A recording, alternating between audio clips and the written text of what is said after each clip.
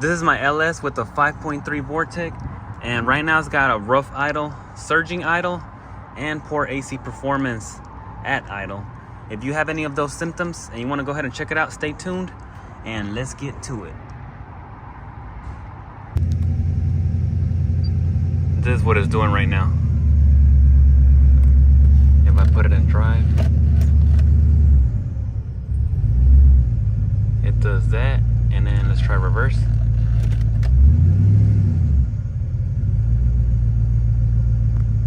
Park.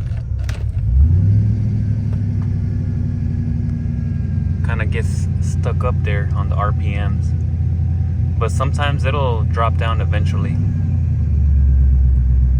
Right there, kind of lowered a little bit, and I'll cut it off. I'll turn the AC off also.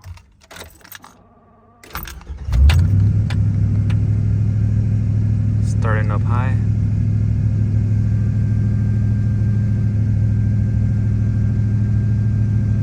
If I step on the gas,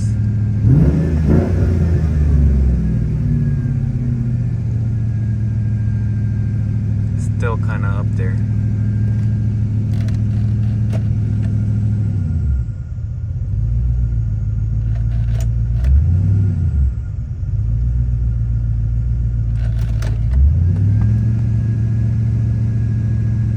Maybe it's the throttle position sensor, because look at those RPMs. I'm not sure. Or I was also thinking the idle air control valve.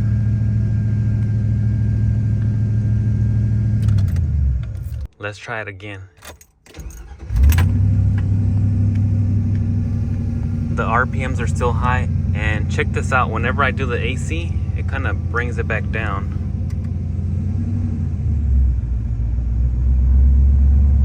To around like the 1, and then turn it off, and it goes back up a little bit. Yeah, I gotta check that out.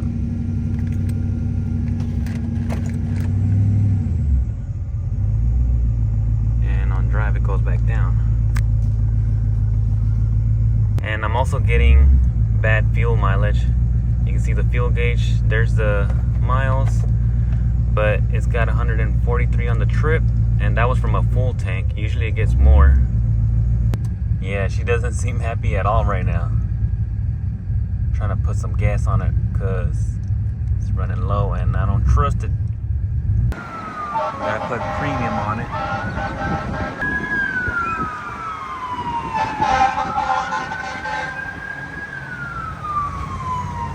It took 20 gallons right now, almost $90.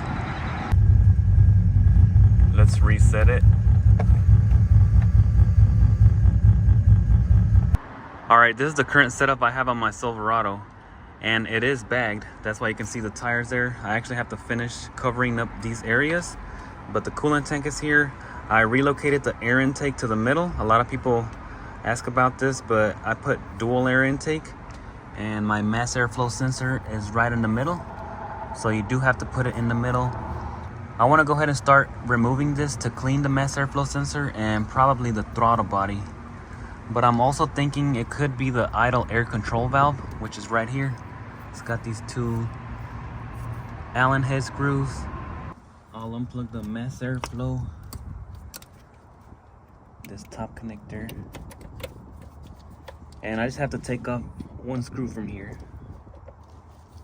I already got it loose, but you can see it comes off as 1 piece. And there's the mass airflow sensor. I just gotta take it apart. I got a whole bunch of clamps on the way. And this one is a 92mm throttle body. It actually looks real clean in here. And there's the inside. But I'll probably still wipe it down. Not bad at all, right? Check that out. Most likely clean up this mass airflow sensor, and probably it's gonna be this thing right here. I got some mass airflow sensor cleaner, and here's my mass airflow. It doesn't look too bad from inside, but it's still kind of dirty. And you can can barely see the little sensor right there. It's like some small legs or little resistors. Let's go ahead and spray it down.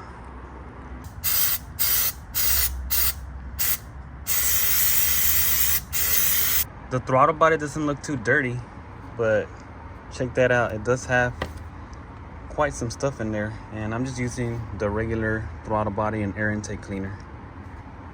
I'm gonna go ahead and put the air intake back on, start it up, and if it still does the same thing, I'm gonna just change out the idle air control valve. If this is not the problem, I'm thinking maybe this sensor down here, the throttle position sensor, but I would have to remove this whole piece out because there's not a lot of space between the alternator and this module or sensor. All right, let's try it out and see if it's any better. Not really. It's still revving up pretty high. All right, let me take it apart and put that idle air control valve. Here's the new idle air control valve, and I got the one from Delphi. Here's the box and the model number, but I'll have it down below in the description. And I'm gonna be using a Allen wrench because that's where my bolts are. I got 2 of them right there, and it should be a pretty simple swap. Now that I have the new idle control valve, I'll have to do an idle relearn, and there's different things online, but usually it says like 3 to 5 minutes, let it idle, cut it off for like 60 seconds, and then cut it back on for another 3 to 5 minutes. Let's see if it works out.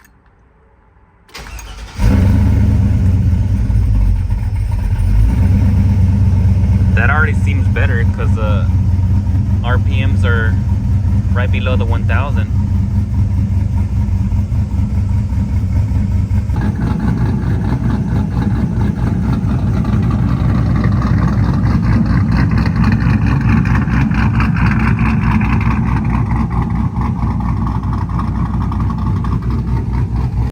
I drove it around and it was doing good, but now it's starting to do it again. Like right now I'm driving around and it seems like it's stuck on high. Let's see if I can park it. Yeah, see, the RPMs are still up there.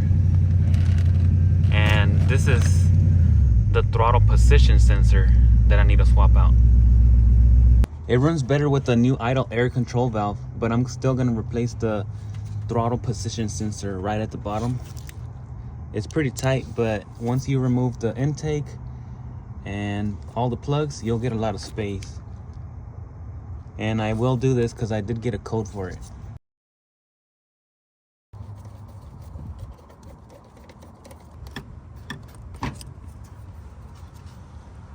And we can unplug the sensor at the bottom. Now this harness gives us way more space. It is pretty tight down here, but you can get your hands in, and there's a top screw.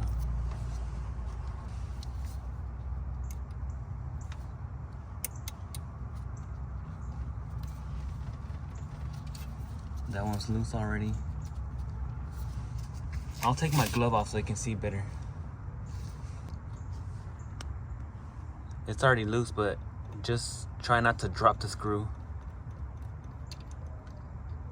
There it is.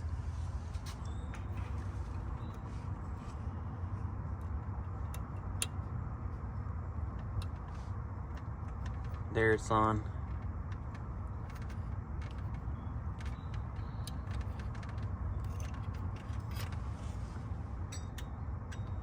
And I'm just gonna twist it off with my hand or my fingers. Just twist it off with your fingers and don't let it drop.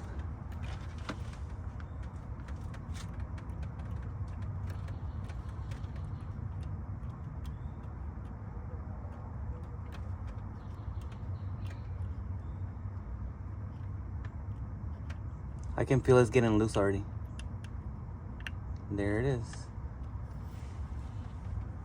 And this should just pry off. And there it is, but it broke off.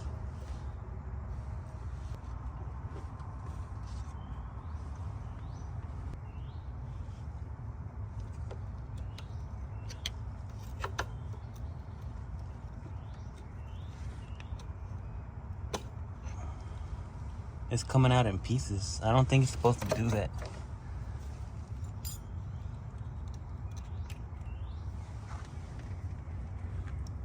I ordered the replacement from Delphi. This is the new one, and you can see it says Delphi right there. The old sensor came out in pieces. It doesn't look like it's a original one. It was probably the one that came with that 92mm, but I'm not sure if it's supposed to come off in pieces. Let's go ahead and try out the new one. And it has like some little aligning tabs. I'm not sure if you can see them.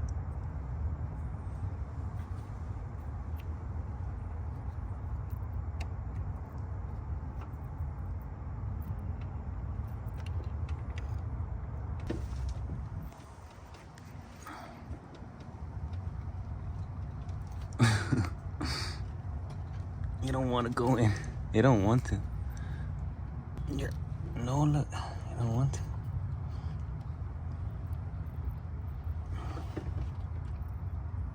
to. The throttle position from Delphi didn't fit, and I had to order these two different ones, a Ace Delco and a dormant part. I wanted to see which one will actually work. This one is the one from AC Delco. They kind of look the same, but on the inside, some of them are bigger or smaller. So I wanted to make sure to see which one fits and just put it on right now. I do notice a difference also. This one has like a spring. You can see that metal clip in there. And the other ones didn't have any clip, even the one that came with my throttle body. If you kind of move it around, you can see it moves in there. And this one will go back into place with that spring. That's kind of nice. The dormant one also got some screws on the bag, and we're gonna go ahead and try them out, see which one actually works with that 92mm. Well, the AC Delco part didn't work. It just fell apart. There it is. It's got the spring and everything out. And I tried the dormant one. That one went in real good. So it had no issues. And if you have the 92mm, make sure to get the dormant part. This is the part number, and I'll also have it down below in the description. And this one was actually more expensive. It was like $47 to $50. I thought it was actually gonna work, but I guess not. And we're gonna have to return it. This was the model number on it right there. All right, I gotta do the relearn again. I'm gonna start it for 5 minutes, turn it off for a minute, and then start it again 5 minutes. And let's see if that's gonna work. This is the initial start. Doesn't sound too bad, because earlier it was going above the 1000 RPMs. You can even hear the cam better now. I'm not sure if you can hear it, but it's loping better.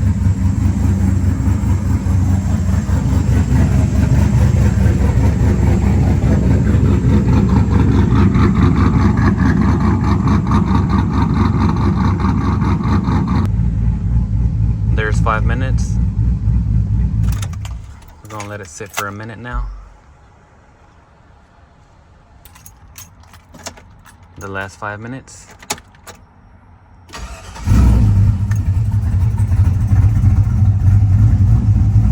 The idle seems a little bit lower now, because it was closer to that 1000. That's the 5 minutes, and it's already at operating temperature. I'll drive it around the block and see how it does. Also, I'll try out the AC, because right now I had it on off. You don't want to have it on while you're doing this. Starting up good. Well, that seemed to solve the problem. Now we got the AC. No more surging on the RPMs. I'm on drive. There's the park. Reverse. Drive again with the AC on. And if we cut the AC off, the idle stays the same. It doesn't fluctuate anymore.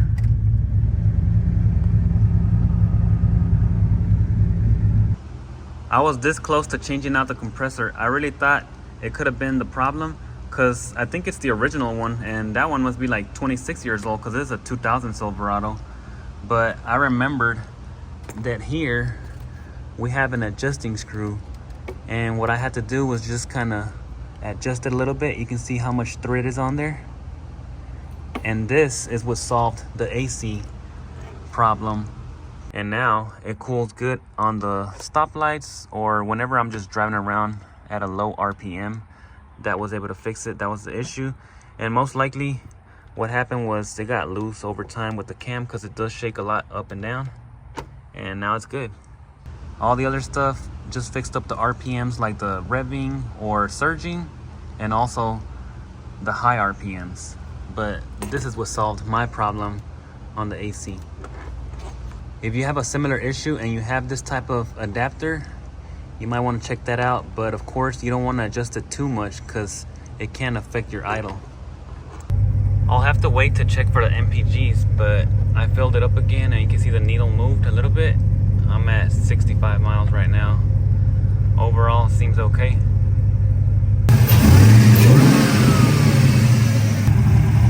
If this video helped you out, don't forget to like and share, and check out the next video here.